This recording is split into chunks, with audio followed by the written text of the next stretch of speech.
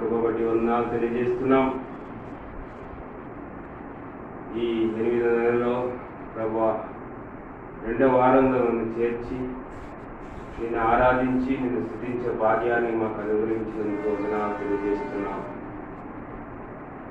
మీరు ఎంతైనా నమ్మదగిన వాడు ప్రభువా. మమ్మల్ని విడవక ఎడబాయక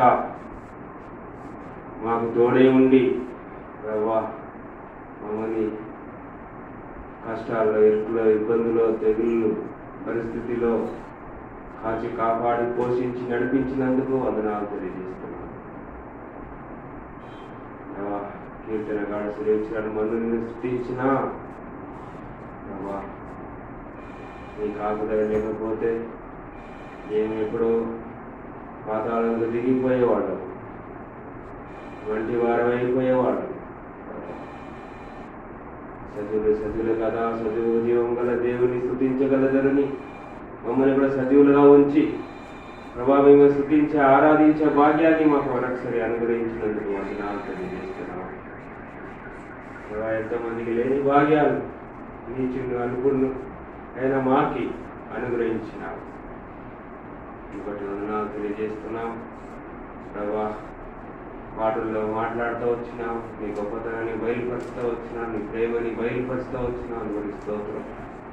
వాక్యాన్ని కూడా ఒకరు జ్ఞాపకం చేసుకొని మాకు కావాల్సిన మాటలు దయచేసి సహాయపడండి. నిలబడిన దాసుని ఆత్మ ద్వారా అభిషేకించి సహాయపడినట్టు ఆ ప్రయాణంలో రావాల్సిన వాళ్ళు దేవా త్వరపెట్టి మీరు నడిపించి సహాయం చేయండి. ఎవరన్నా కూడా జ్ఞాపకం చేసుకుని కృపను అనుగ్రహించి మీ రక్తం ద్వారా విమోచించబడిన ప్రతి ఒక్క బిడ్డలు ఎక్కడెక్కడ కూడుకుంటున్నారో వాళ్ళ మధ్యలో ఉండి మీరు సంపూర్ణంగా మహిమ పొందమని పెట్టుకుంటున్నాము. ఇంతవరకు సహాయం చేసిన స్తోత్రం ముందు నడిపించమనుకొని దేవా మా చుట్టూ మీ రక్తం పోషించండి, దేవదూత పనిచేసేయండి ప్రభా. ప్రతి ఒక్క కనపడకున్న అంధకార శక్తులు, డిస్టర్బెన్స్ అన్ని కూడా యేసు నామములో బంధిస్తున్నాము. కడప సమయం ఎంతో దీవెనకరంగా ఆశీర్వాదకరంగా దానికి సహాయం చేయమని యేసు ప్రభు నామములో అడిగేస్తున్నాము తండ్రి, ఆమేన్. సమీరా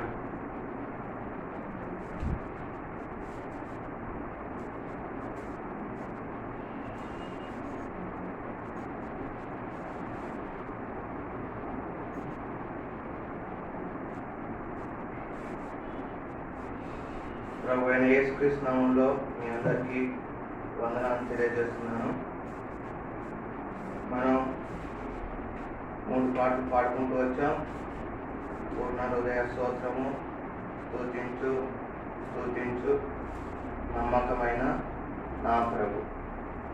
మనం కొంతసేపు ఆరాధనలోకి వెళ్ళే ముందు కొన్ని లేఖన భాగాలు చూసుకొని ఆరాధనలోకి వెళ్దాం. ఆదికాండము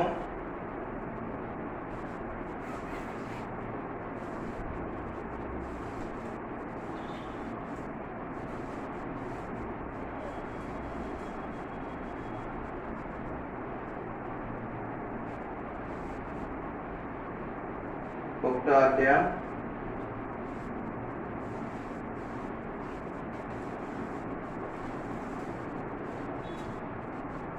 26 నుంచి కొన్ని వచనాలు చదువుతాం. దేవుడు మన స్వరూపంలో సముద్రపు చేపలను, ఆకాశ పక్షులను, పశువులను, సమస్త భూమిని, భూమి మీద త్రాగు ప్రతి జంతువులను ఏలుదురుగాకనియు పలికెను. దేవుడు తన స్వరూపమందు నరుని సృజించెను. దేవుని స్వరూపమందు వారిని సృజించెను. స్త్రీనిగాను పురుషునిగాను వారిని సృజించెను. దేవుడు వారిని ఆశీర్వదించెను. ఎట్లనగా మీరు ఫలించి అభివృద్ధి పొంది విస్తరించి భూమిని నిండించి దానిని లోపరుచుకునడి. సముద్ర చేపలను ఆకాశ పక్షులను భూమి మీద ప్రాకు ప్రతి జీవిని దేవుడు వారితో చెప్పెను. దేవుడు వారితో చెప్పాను. 29 కూడా. దేవుడు ఇదిగో భూమి మీద నున్న విత్తనములిచ్చు ప్రతి చెట్టును విత్తనములిచ్చు వృక్ష ఫలములు గల ప్రతి వృక్షమును మీకిచ్చి ఉన్నాను. అవి మీకు ఆహారమగును. భూమి మీద నుండి జంతువులన్నిటిని ఆకాశ పక్షులన్నిటిని భూమి మీద జంతువులన్నిటిని రాకు సమస్త జీవులను పచ్చని చెట్లను ఆధారమగునని పలికెను. ఆ ప్రకారం ఆయన. చాలు. ఇక్కడ మనం 26లో చూసుకుంటూ వచ్చాం.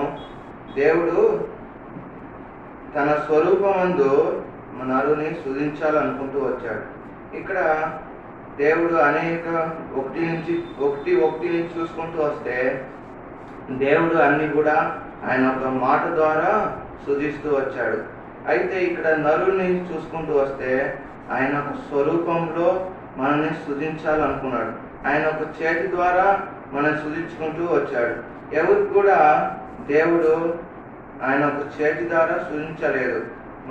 మనుషులు మాత్రమే దేవుని యొక్క స్వరూపంలో, ఆయన ఒక ఇష్టంలో, ఆయన ఒక చేతి ద్వారా మనం సృజించబడుతూ వచ్చాం. ఇక్కడ ఆకాశ పక్షుల్ని, ఇంకా పరలోకాన్ని, భూలోకాన్ని, ఇంకా ప్రాకు జీవుల్ని అన్ని కూడా ఆయన ఒక మాట ద్వారా సృజిస్తూ వచ్చాడు. ఈ ఉదయకాల సమయంలో అందరం కూడా ఇక్కడ ఈ యొక్క మందిరానికి మనం చేరి కూడి వస్తూ వచ్చినాం. దేవుని ఆరాధించడానికి, దేవుని స్తుతించడానికి, కీర్తించడానికి ఇక్కడ చేరి వస్తూ వచ్చినాం.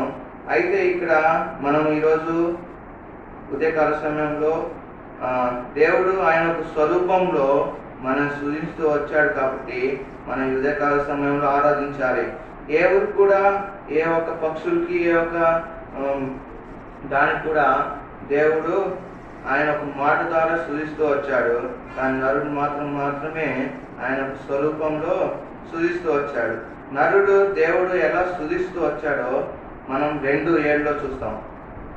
2:7 అదే అధ్యాయం. దేవుడైన యెహోవా నేల మట్టితో నరుని నిర్మించి వాని నాసికారంధ్రంలోను జీవవాయువును ఊదగా నరుడు జీవాత్మ ఆయను. ఇక్కడ చూస్తూ ఉంటే దేవుడు నేల మట్టితో నరుని సృజిస్తూ వచ్చాడు. దేవుడు జీవ ఊపిరి ఊదితే జీవాత్మ దేవుడు నరుడిలోకి వచ్చినప్పుడు నరుడు జీవాత్మ ఆయను. కాబట్టి నరుడిని మాత్రమే దేవుడు అలాగా సృజిస్తూ వచ్చాడు.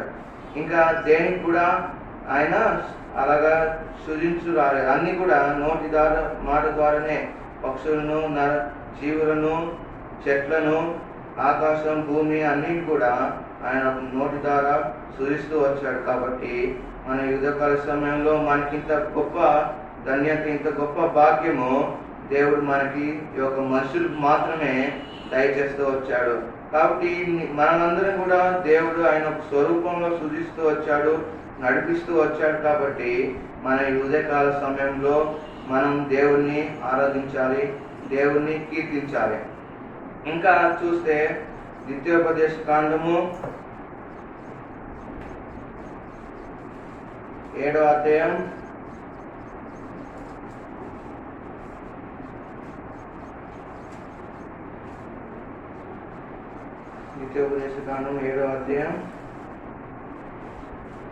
6వ వచనం. నీవు నీ దేవుడైన యెహోవాకు ప్రతిష్ఠిత జనము. నీ దేవుడైన యెహోవా భూమి మీద నున్న సమస్త జనముల కంటే నిన్ను ఎక్కువగా ఎంచి నిన్ను తనకు స్వకీయ జనముగా ఏర్పరచుకున్నాడు. ఇక్కడ 7 చూస్తూ వస్తుంటే దేవుడు ఆయన స్వకీయ జనముగా, ప్రతిష్ఠించే జనముగా మనల్ని ఏర్పరచుకుంటూ వచ్చాడు. కాబట్టి మనం దేవుడిని స్తుతించాలి.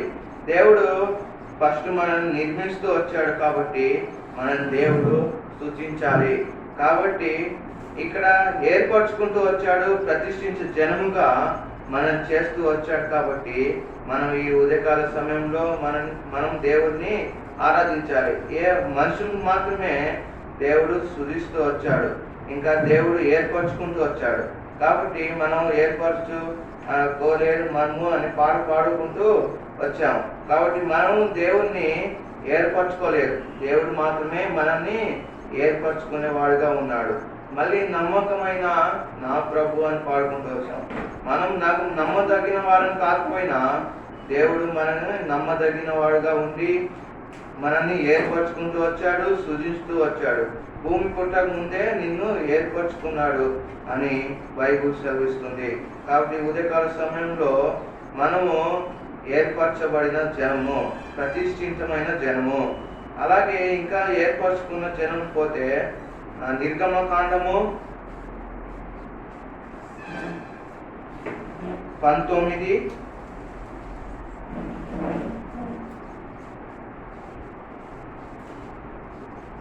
5వ వచనం, 19వ అధ్యాయం 5వ వచనం. కాగా మీరు నా మాట శ్రద్ధగా విని నా నిబంధన అనుసరించి నడిచిన ఎడల మీరు సమస్త దేశ జనులలో నాకు స్వకీయ సంపాదనగురు. ఇక్కడ మనం ఏర్పరచుకున్న వారు అందరూ కూడా ఆయన ఒక మాట వినేవారుగా, ఆయన ఒక ఆజ్ఞలు గైకొనే వారుగా ఉంటే స్వకీయ జనమగుదురు. కాబట్టి దేవుడు ఫస్ట్ మనల్ని సృజిస్తూ వచ్చాడు, ఆకాశం భూమిని కూడా ఆయన ఒక మాట ద్వారా సెలవిస్తూ వచ్చాడు. పక్షుల్ని ప్రాకు జీవులన్నీ కూడా సెలవిస్తూ వచ్చాడు మాట ద్వారా. అయితే మనల్ని మాత్రం సృజిస్తూ వచ్చాడు ఆయన ఒక చేతి ద్వారా, ఆయన ఒక చేతి ద్వారా మనల్ని సృజిస్తూ వచ్చాడు. కాబట్టి మనం దేవుని స్తుతించాలి. ఇక్కడ 19:5లో చూస్తూ ఉంటే స్వకీయ జనముగా మనల్ని ఏర్పరచుకుంటూ వచ్చాడు. కాబట్టి మనం స్వకీయ జనం, దేవునికి మనం స్వకీయ జనం. కాబట్టి దేవుని మనం ఆరాధించాలి. ప్రత్యేక జనముగా, స్వకీయ జనముగా మన దేవుడు మనం చేస్తూ వచ్చాడు. ఎంతో మందికి ఈ భాగ్యం లేకుండా ఉన్నది. ఉదయకాల సమయంలో మనకు మాత్రం ఇక్కడ వచ్చి ఆరాధించే భాగ్యం మనకి దొరుకుతూ వచ్చింది. కాబట్టి అలాగే ద్వితీయోపదేశకాండము 14:2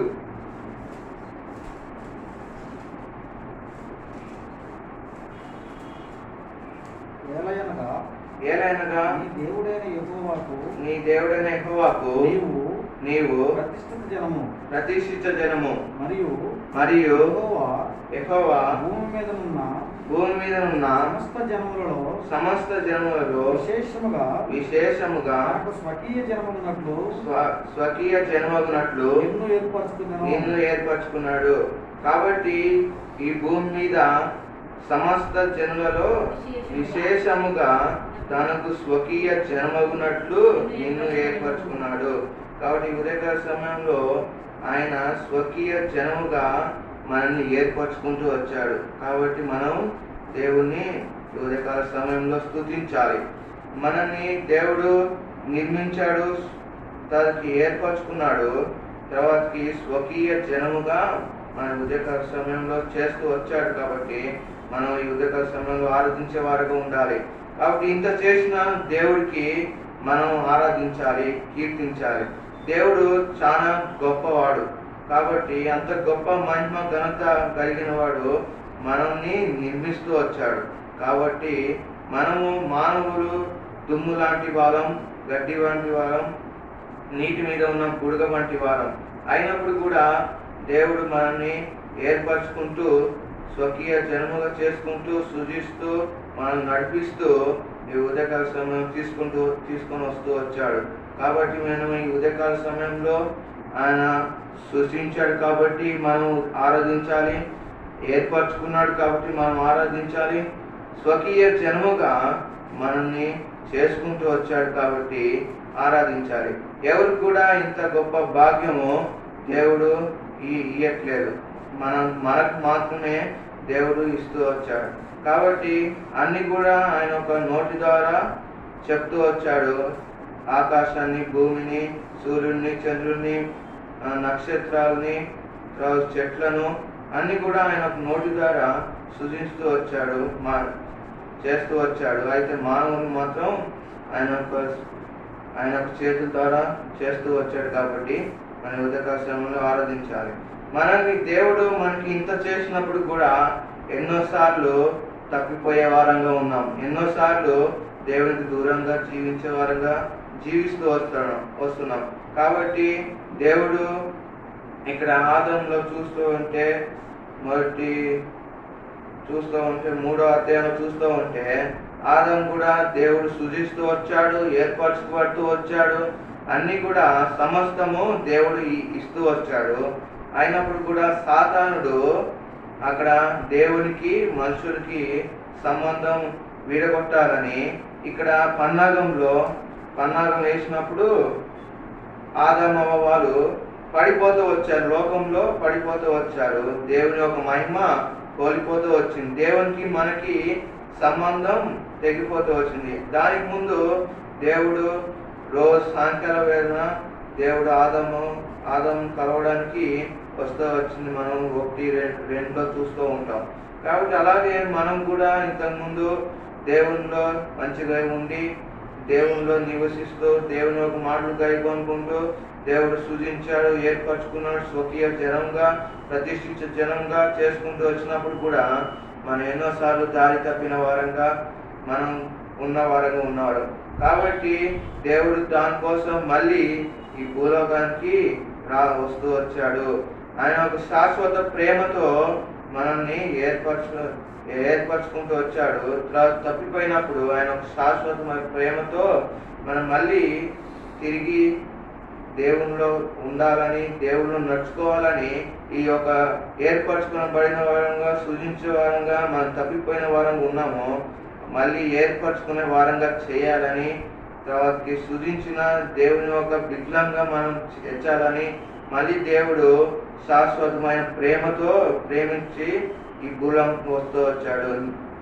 ఇర్మియా 31:3 వచనం. చాలా కాలం క్రిందట యెహోవా నాకు ప్రత్యక్షమై ఇట్లా నేను శాశ్వతమైన ప్రేమతో నేను నిన్ను ప్రేమించుచున్నాను కనుక విడువక నీ ఎడల కృప చూపుచున్నాడు. కాబట్టి మనం ఎన్నోసార్లు తప్పిపోయిన వారంగా ఉన్న అప్పుడు దేవుడు శాశ్వతమైన ప్రేమతో నేను నిన్ను ప్రేమించుచున్నాడు. కాబట్టి దేవుడు శాశ్వతమైన ప్రేమతో ఆ పరలోక రాజ్యం, మహిమ, ఘనత అని వదిలేసి ఈ భూలోకానికి వస్తూ వచ్చాడు. కాబట్టి ఇక్కడ ఉండే మానవుల గురించి చూసుకుంటే ఒక ఉదాహరణ చూసుకుంటే పిఎం ఒక చిన్న ఇంట్లో ఉండాలంటే అది అయ్యే పని కాదు. ఎందుకంటే అన్ని సౌకర్యాలు ఉంటాయి, అన్ని ఆయనకి సేవకులు ఉంటారు, చేసేవాళ్ళు ఉంటారు. కాబట్టి ఒక చిన్న ఇంట్లో రమ్మని ముందుమంటే అవదు. ఎందుకు అవదు? అన్నిటికీ అక్కడ అలవాటు పడి ఉన్నారు, అన్నిటి చేసేవారు ఉన్నారు. కాబట్టి ఆయన ఇక్కడ వచ్చి ఉండలేరు. అలాగే దేవుడు కూడా, దేవుని యొక్క గొప్పతనము చాలా గొప్పది. కాబట్టి దేవుని గురించి ఒకసారి చూసుకొని మన దీంట్లోకి వెళ్తాం. కీర్తన 95 అధ్యాయం కీర్తన 95 4 నుంచి చదువుతున్నాం. భూమి అగాధ స్థలములో ఆయన చేతులు ఉన్నది, పర్వత శిఖరములు ఆయనవే, సముద్రము ఆయనది, ఆయన దాన్ని కలుగజేసెను, ఆయన హస్తములు భూమిని నిర్మించెను. ఆయన మన దేవుడు, మనము ఆయన పాలించు ప్రజలము, ఆయన మేపు గొర్రెలను. రండి నమస్కారం చేసి సాగిలపడదాము, మనలను సృజించిన యెహోవా సన్నిధిని మోకరించెదము. నేడు మీరు ఆయన మాటను అంగీకరించినాడు. ఎంత మేలు అరణ్యమందు చాలు. కాబట్టి ఇక్కడ దేవుని ఒక గొప్పతనం చూస్తూ ఉంటే ఆయన సముద్ర అగాధ భూమి అగాధ సముద్రంలో ఆయన చేతిలోనున్నవి, పర్వత శిఖరములు ఆయనవే. కాబట్టి సముద్రములు ఆయనది, ఆయన దాన్ని కలుగజేసెను. కాబట్టి సముద్రాలను అగాధమును అన్ని కూడా ఆయన కలుగజేసెను. కాబట్టి ఈ యొక్క గొప్ప దేవుడు అన్ని కూడా సృజిస్తూ నిర్మిస్తూ వచ్చాడు ఆయన నోటి ద్వారా. అంత గొప్ప దేవుడు మన దేవుడు. కాబట్టి ఇంకా దేవుని గురించి చూడాలంటే 113వ కీర్తన 3:4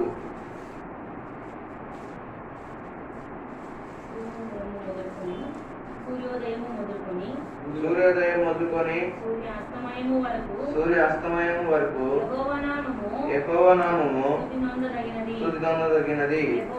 యెహోవా అన్యజనులందరి ఎదుట మహోన్నతుడు.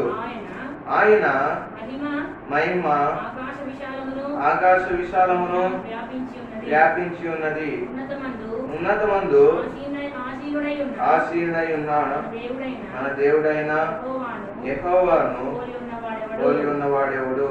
కాబట్టి ఉన్నతమందు ఆసీనుడై ఉన్న మన దేవుడు యెహోవా పోలి ఉన్నవాడెవడు? కాబట్టి యెహోవా అన్య జనులందరికీ ఎదుట మహోన్నతుడుగా ఉన్నాడు. ఆయన మహిమ ఆకాశ విశాలమందు వ్యాపించి ఉన్నది. కాబట్టి ఆయన మహిమ ఆకాశ విశాలమంతా కూడా వ్యాపించి ఉన్నది. కాబట్టి ఇంత గొప్ప దేవుడు మనల్ని నిర్మించినాడు, ఏర్పరచుకున్నప్పుడు మనం తప్పిపోయిన వారిని ఉన్నప్పుడు ఇర్మియా 31:3 చూసుకుంటూ వచ్చాం. శాశ్వతమైన ప్రేమతో మనల్ని ప్రేమిస్తూ వచ్చాడు. ఆ పరలోక రాజ్యాన్ని వదిలేసి, అంత గొప్ప మహిమ వదిలేసి ఇంకా యెషయాలో చూసుకుంటే యెషయా 6వ అధ్యాయం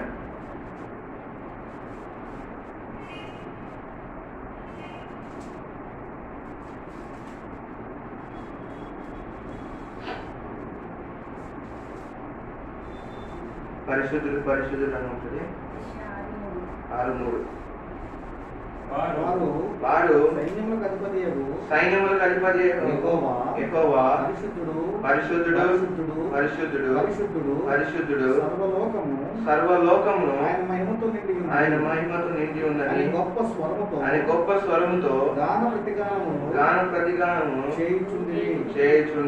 వారి కంఠస్వరము వలన గడప కమ్ములు పునాదులు కదులుచు మందిరము ధూమము చేత నిండగా నేను చాలు. ఇక్కడ పరిశుద్ధుడు అని సర్వలోకము ఆయన మహిమతో నిండి ఉన్నది అని గొప్ప స్వరంతో గాన ప్రతిగానం చేయుచుంది. వారి కంఠ స్వరం వలన గడపకమ్ములు పునాదులు కదులుచు మందిరము భూమి చేత నిండగా. ఇక్కడ వారు కంఠ స్వరంతో గాన ప్రతిగానం చేస్తున్నప్పుడు భూమి పునాదులు కదులుతున్నది. అంత మహిమ గల దేవుడు మనం ఇక్కడ ఎంతగానో తగ్గించుకుంటూ, ఎంత దీనుడిగా రిక్తుడిగా మనం ఇక్కడ భూలోకానికి వస్తూ వచ్చాడు. నరరూపిగా వస్తూ వచ్చాడు. కాబట్టి 31:3 ప్రకారంగా మనం శాశ్వతమైన ప్రేమతో ఎప్పుడైతే తప్పిపోతూ వచ్చామో ప్రేమిస్తూ మనం రక్షిస్తూ వచ్చాడు. కాబట్టి ఈ ఉదయకాల సమయంలో మనల్ని దేవుడు రక్షిస్తూ వచ్చాడు. మొదటిగా స్తుతిస్తూ వచ్చాడు, ఏర్పరచుకుంటూ వచ్చాడు. దానికోసం మనం ఆరాధించాలి. రెండోదిగా మనం తప్పిపోయినప్పుడు ఆదాము ఎలా తప్పిపోతూ వచ్చాడో మనము అలా తప్పిపోయినప్పుడు రెండో ఆదాముగా ప్రభువైన యేసుక్రీస్తు ఈ లోకానికి వచ్చి మన సాతాను నుండి, సాతాను ఒక బంధకం నుంచి దేవుడు ఒక బిడ్లంగా, దేవుడు ఒక వారసులుగా చేసుకోవడానికి 31:3 శాశ్వతమైన ప్రేమతో నిన్ను నేను ప్రేమించుచున్నాను. కాబట్టి శాశ్వతమైన ప్రేమతో దేవుడు మనల్ని ప్రేమించి రక్షిస్తూ వచ్చాడు. ఆయన కృప కింద కనుక విడువక నీ ఎడల కృప చూపుచున్నాను. కాబట్టి ప్రేమించింది మాత్రమే కాదు, విడువక నీకు కృప చూపుచున్నాడు. కాబట్టి మనం పోయిన వారం చూసుకుంటూ వచ్చాం 32:1 ఒకసారి చదువుకుందాం.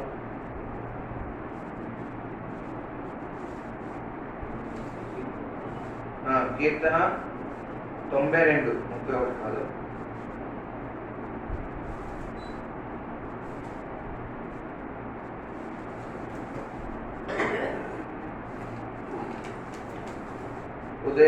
ఉదయం నీ కృపను ప్రతి 1-2-3 యెహోవాను స్తుతించుట మంచిది, మహోన్నతుడు నీ నామమును కీర్తించుట మంచిది. ఉదయమున నీ కృపను ప్రతి రాత్రి నీ విశ్వాసతను 10 తంతుల స్వరమండలంతో గంభీర ధ్వని గల సితారతో ప్రచురించుట మంచిది. కాబట్టి ఇక్కడ చూస్తూ ఉంటే ఉదయకాలం నీ కృపను చూపిస్తూ వచ్చాడు, ప్రతి రాత్రి తన విశ్వాసతని చూపిస్తూ వచ్చాడు. కాబట్టి ఆయన ఒక కృపను చూపిస్తూ ద్వారానే దేవుడు మనల్ని ప్రేమించి రక్షిస్తూ వచ్చాడు. రక్షించిన తర్వాత కృప చూపుతూ వచ్చాడు. కాబట్టి ఈ రోజున చూస్తూ ఉంటే ఎంతో మంది నశించిపోయే వాళ్ళు ఉన్నారు. అనేక విధంగా నశించిపోయారు. వైరస్ ద్వారా, యాక్సిడెంట్స్ ద్వారా, వేరే వేరే రోగాల ద్వారా నశించిపోతున్నప్పుడు కూడా మనల్ని ఇన్ని సంవత్సరాలుగా రక్షణ నాటి దగ్గర నుంచి ఈనాటి వరకు ఎన్నో అపాయముల నుంచి, కీడు నుంచి, శత్రు కార్యాల నుంచి దేవుడు కాపాడుతూ కృప చూపుతూ వచ్చాడు. కాబట్టి మన ఈ ఉదయకాల సమయంలో మనం కొంచెంసేపు ఒకరి తర్వాత ఒకరు ఆరాధన చేద్దాం.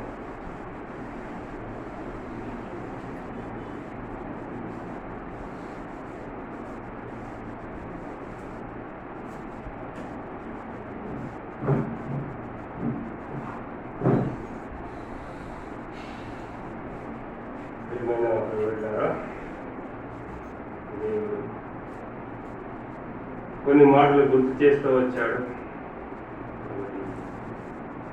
మానవులకు మాత్రము ఆ ధన్యత ఆయన చేతుల ద్వారా మనం సృజించిన వచ్చినాడు, ఏర్పరచుకుని వచ్చినాడు, స్వకీయ జనంగా మార్చుకుంటూ వచ్చినాడు. అంత మాత్రం కాదు, ఎంతో మహిమ కలిగిన దేవుడు, ఆకాశ భూమి సృజించిన సృష్టికర్త, ఉన్నతమైన స్థలంలో సింహాసనాసునైన దేవుడు ఈ భూలోకంకి వచ్చాడు. ఒక మాట చెప్తవచ్చు, ప్రధానమంత్రి వచ్చి ఒక చిన్న గుడిసెలో అంటే ఉండగలుగుతారా? లేకపోతే మన తెలంగాణ దేశాన్ని, రాష్ట్రాన్ని ఎంతోమంది రాజులు పరిపాలించారు. ఆ రాజులు వచ్చి చిన్న గుడిసెలో ఉండాలంటే, ఎందుకంటే వాళ్ళ అలవాట్లు వేరే, వాళ్ళ తిండి వేరే, వాళ్ళ వైభవం వేరే, వాళ్ళ ఒక ఘనత వేరే. కాబట్టి మనం దేవుడు కూడా పరలోక రాజ్యాల్లో అలాంటి ఘనత వహించిన వాడు. అందరూ స్తుతిస్తూ ఉంటే అక్కడ గడప పునాదులు కదులుతుందంట. అంత కంఠధ్వనితో ఆరాధిస్తున్నాడు. దేవుని మహిమను చూసి, దేవుని యొక్క ఘనతను చూసి, దేవుడు ఎంతో మహోన్నతుడు, రాజులకు రాజు, ప్రభులకు ప్రభు, పరిశుద్ధుడు, నీతిమంతుడు అని పగలు స్తుతిస్తా ఉన్నాడు. దేవుడు సింహాసనం కూర్చుంటే అందరూ స్తుతిస్తూ ఉంటే పరలోకం అంతా కూడా కదులుతుంది. అంత బిగ్గర గట్టి స్వరంతో, ఆ గంట ధ్వనితో వాళ్ళు దేవుని స్తుతిస్తూ ఉన్నారు అని మనం వాక్యంలో దేవుడు జ్ఞాపకం చేస్తూ వచ్చాడు. ఒకసారి మనం ఆలోచిస్తూ ఉంటే అంత గొప్ప దేవుడు, అంత ఒక వైభవంలో, అంత ఒక ఉన్నత స్థానంలో సింహాసనాసన దేవుడు ఈ భూలోకంకి రావాలంటే అది ఎవరు ఇష్టపడరు అన్నమాట. ఎవరు ఇష్టపడరు. మన సామాన్యంగా మనం ఇక్కడ చూసుకున్నాం అనుకో, రాజకీయాల్లో ఎన్నో జరుగుతుంది. ఒకసారి ఆ ముఖ్యమంత్రి పదవి కుర్చీలోనో ప్రధానమంత్రి కుర్చీలో కూర్చున్న తర్వాత దాని నుంచి దిగాలంటే వాళ్ళకి చాలా బాధకరంగా ఉంటుంది. ఎన్ని ప్రయత్నం చేసినా కూడా దాన్ని సాధించాలా అని గెలిచిన వాళ్ళు దాని కొరకు అలా ప్రయత్నం చేస్తూ ఉంటారు. పరిపాలన ఉన్నవాళ్ళు, పరిపాలనలో ఉండి ఓడిపోయిన వాళ్ళు ఎలాగైనా మళ్ళా సింహాసన ఆ కుర్చీని మనము ధరించి పొందుకోవాలని ఎన్నో ప్రయత్నం చేస్తూ ఉంటారు. దానికి ఎంత దిగు స్థాయిన స్థితికి చేరడానికి కూడా వాళ్ళు ఎంకరేజ్ చేయరు. కాబట్టి ఆ ఒక స్థానం అలాంటిది, ఆ ఒక విధి అలాంటిది, ఆ ఒక ఘనత అలాంటిది. కాబట్టి మన దేవుడు కూడా అంత ఉన్నత స్థానంలో ఉన్నప్పుడు ఈ భూలోకంలో రావాలంటే అది అసాధ్యం, అసంభవం. ఆ దేవాది దేవుడు ఈ భూలోకం రావచ్చి ఉండాలంటే అది ఊహకు మించింది. ఆయనను దేవుడు మనని అధికంగా ఎక్కువగా ప్రేమించినాడు కాబట్టి